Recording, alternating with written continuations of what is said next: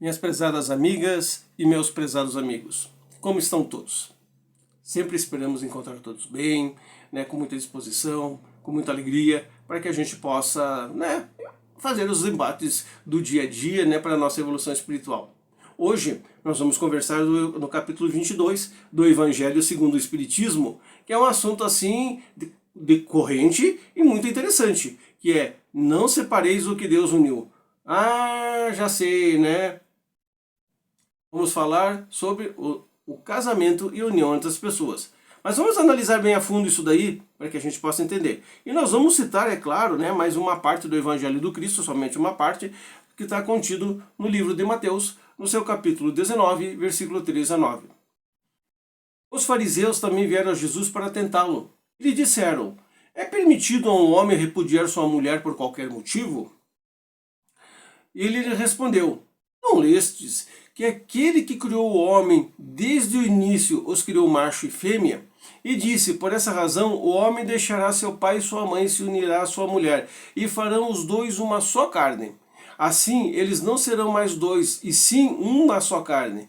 Que o homem, pois, não separe o que Deus uniu. Aí eles continuam perguntando, né? Ah, mas por que razão, disseram eles, Moisés ordenou que se entregue à mulher uma carta de separação e que a repudie?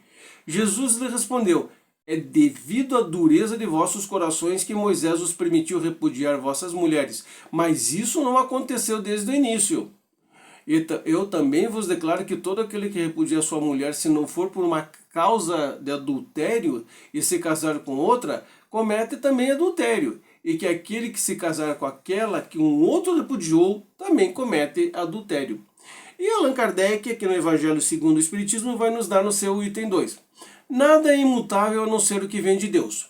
Toda obra que é dos homens está sujeita a mudanças. As leis da natureza são as mesmas em todos os tempos e em todos os países, mas as leis humanas transformam-se de acordo com o seu tempo, com os lugares e com o progresso da inteligência.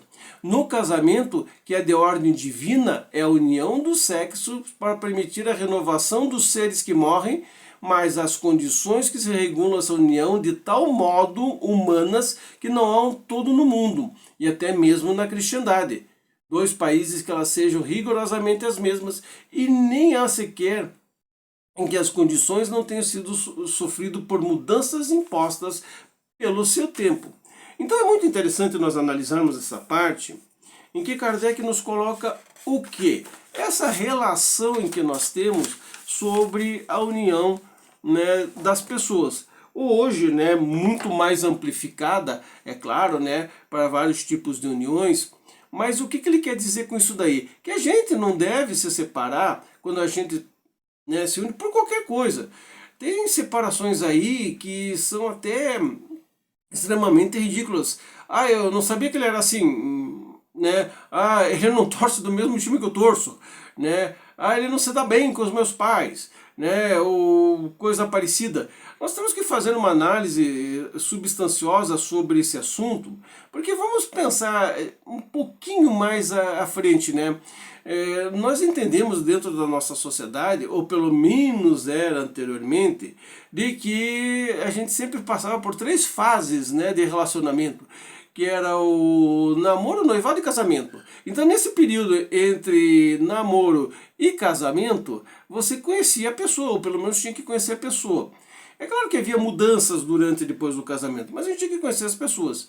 E é óbvio que tinha situações, e tem situações até hoje, em que se prevalece que as pessoas se separem da sua união por vários e diversos motivos, né? Esses motivos são óbvios, inclusive, infelizmente, aparecem motivos que o nosso jornalismo explora bastante e que vem nos causar muito alarde, né? Principalmente os feminicídios ou situações que são extremamente tristes. Por isso que Jesus aqui já nos coloca, né, que Moisés ao seu tempo já impôs o quê? as cartas de repúdio, as cartas de separação, as cartas que hoje nós consideramos como cartas de divórcio, por causa da dureza dos nossos corações. E a dureza dos nossos corações se impõe justamente no sentido de que nós provocamos isso, ou foi provocado pela outra pessoa, ou foi feita uma situação disso daí, em que realmente chegou num determinado ponto que é melhor que se separe do que se aconteça uma coisa muito mais grave, como infelizmente a gente já comentou e que tem acontecido. Por isso as separações, os divórcios, dentro da lei humana, olha que ele não coloca dentro da lei humana, elas são previsíveis para que não haja um mal maior. Por isso que no seu item 5 aqui ele vai dizer que o divórcio é uma lei humana que tem por objetivo separar legalmente o que de fato já está separado, ou seja, durante o relacionamento. O divórcio não contraria a lei de Deus, veja bem, uma vez que apenas corrige o que os homens fizeram e se aplica aos casos em que foi desconsiderada a lei divina. Se fosse ao contrário, essa lei a própria igreja seria forçada a considerar como prevaricadores.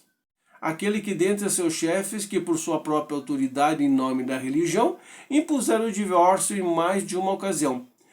E dupla seria a prevaricação, porque nesses casos foi unicamente vista por interesses temporais e não satisfazer a lei do amor.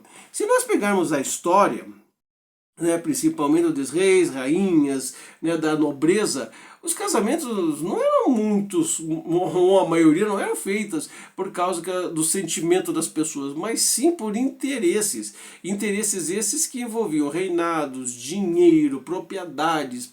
Que tipo de casamento se sustenta nessa situação?